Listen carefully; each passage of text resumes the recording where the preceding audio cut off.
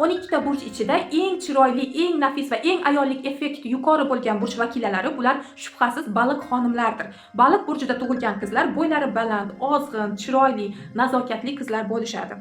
Baliq burchi vakillari Quyosh baliq burchiga 19-fevraldan boshlab kiradi. Ba'zi manbalarda esa 20-fevral deb ko'rsatilgan. Chunki bunda vaqt tafovutlari, yerning harakatlanishi va kabi sayilini ham hisobga olish zarur. Yanada aniqroq bilish uchun tug'ilgan yilingiz va soatingizga qaraladi.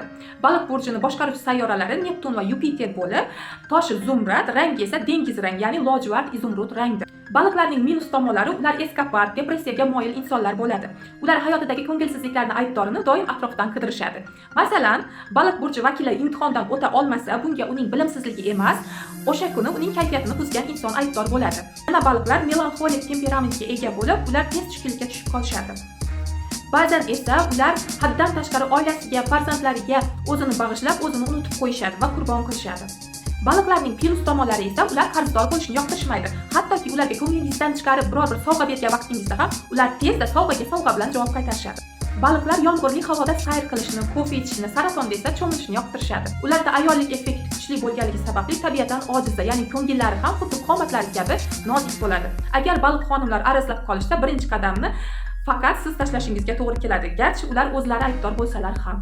Yana baliq xonimlarning plastikasi juda ham kuchli bo'lib, ular arab va sharq mamlakatlarining raqslarini hech qanday kurslarga bormasdan mohirona ijro eta oladigan tug'ma raqqosalardir.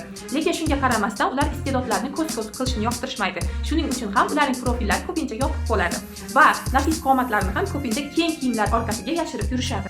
Erkak baliqlar ham arazchilikda ayol baliqlardan qolishmaydi. Ular tabiatan romantik, fantastik, ayol kishining ko'nglini bittada zabt eta oladigan xaloskor tipidagi erkaklar bo'lsa ham, janjal paytida ular ayol kishi bilan tengma-teng olishadigan arazchi, maydagap insonlardir. Agarda juftingiz erkak baliq bo'ladigan bo'lsa, arazlagandan keyin birinchi qadamni albatta siz tashlashingizga to'g'ri keladi. Chunki ular tabiatan hech qachon yozmaydigan, umrida yozmaganlar tipiga kiradi. Ha, aytgancha, erkak baliqlar ayollar qurshovida talash bo'lishni yoqtiradi. Agarda ayollar uning ustida janjallashsa, u buni g'alva deb emas, lazzat deb qabul qiladi va bu bilan faxrlanadi. Har doimgidek to'liq ma'lumotni video ostida qoldiraman va ushbu videoni baliq burchi vakillariga jo'natib qo'yamiz. Keyingi videom qaysi burch vakillari haqida bo'lsin, kommentariyada yozib qoldiring.